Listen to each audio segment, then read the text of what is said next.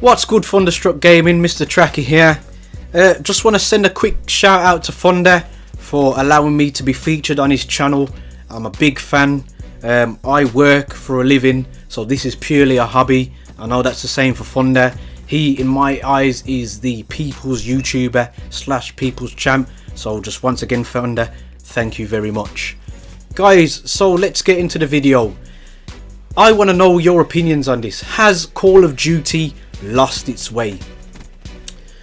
My personal opinion, Black Ops 3 is a pretty decent Call of Duty. It's definitely one of the better ones we've had in the last few years. Advanced Warfare, I detested the game. I played it for a few months and I just couldn't go on. Ghost bored me to death, and it just seemed to me, and this is why I've come up with this topic on this video, that they seem to be more concerned about downloadable content for the game instead of actually working on the game and the imperfections that it's had for a number of years. Now, most people will go back to Modern Warfare 2 as their classic COD, you know, boots on the ground, kill streaks that went ham all the time. It's a good time when you reminisce and think about that specific game. For most people, I'm definitely one of them. That was the first Call of Duty game that I actually sat down hardcore and played it hours upon end, and had so many. I've got so many memories on that game, and the only downloadable content was map packs. Then you went over to Ghost and the likes of Advanced Warfare, where you could get camos, guns, Snoop Dogg's voice and so forth. And I started to ask myself the question, on a competitive game, if you've got to pay money for a gun that somebody else can't have, so you've got an advantage over them, is that really a game that you should be playing? I mean, it's all about the fun factor, and yes, there's a competitive scene. I agree with Thunder.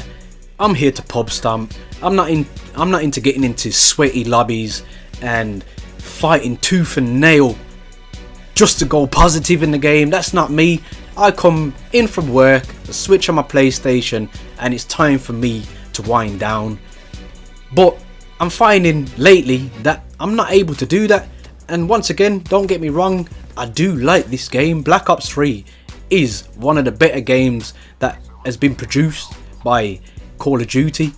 But in the first few months, we're in the first few months of the game, and I've experienced crazy lag in certain games.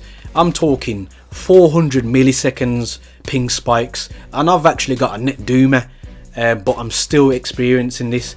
And I know when I'm on a dedicated server, if you didn't know, folks, in the top right hand corner when you've got a little E, you're actually on a dedicated server when you're playing. But we're still on this hybrid system. Now, the game's been running for how many years and we still haven't got dedicated servers. We're still dealing with lag. We're still dealing with people who've been glitching for dark matter camos, and they're level 1000 master prestige. Now, I've grinded out for the dark matter camo myself legitimately, and it infuriates me to jump into a lobby and see at level 1000. I know there's one in the world, I think, where a clan has grinded out for that, but it just kind of spits in the face of the people that have spent money on the game to play the game legit, and then you've got these people that have glitched or hacked or whatever they've done still being allowed to play the game. It's just not what should be happening, and this is where I keep saying, has Call of Duty lost its way? I think it has, to a degree, and if they're not careful, I think they will be responsible for killing off their own franchise. I mean, COD points and downloadable content seems to be the way to go, and as you've heard Thunder say many times, and one of his friends say, soon you're going to be able to buy a gun instead of ranking up for the gun. And for me, that takes away the principles of Call of Duty. The whole prestige system is based on you ranking up and putting hours in on the game so you can get that gun. You know, on Modern Warfare 2, if you was lucky enough to be around when that game was at its top point. The AK-47 was a gun that you had to grind out to level 70, top prestige, and you didn't even want a prestige just to have that gun. And it's gonna get to the point where you're just able to buy that gun. As you know, it's no secret, the new DLC has just come out, and there's YouTubers out there, big YouTubers as well, that are spending hundreds if not thousands of pounds or dollars just to get these new special weapons to show them off to you so they get more views on their channel.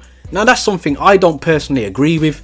I think they should have just left the system as you get crypto keys, and if you're lucky enough to get it, bam, there you go. But guys, I just want to know your opinions. Do you think Activision are playing up on our addictions to the game and making us pay for DLC? I don't think it's fair that other people, especially when it was in Advanced Warfare, were able to buy a gun that was OP as hell, and you weren't willing to go against your principles to buy a gun, and it just made the game unfair. Are they going the right way, or are they going the wrong way? Guys, let me know in the comment section, and please don't forget to like, share and subscribe. Mr. Tracky signing off. Please stay on the right track, folks. Peace.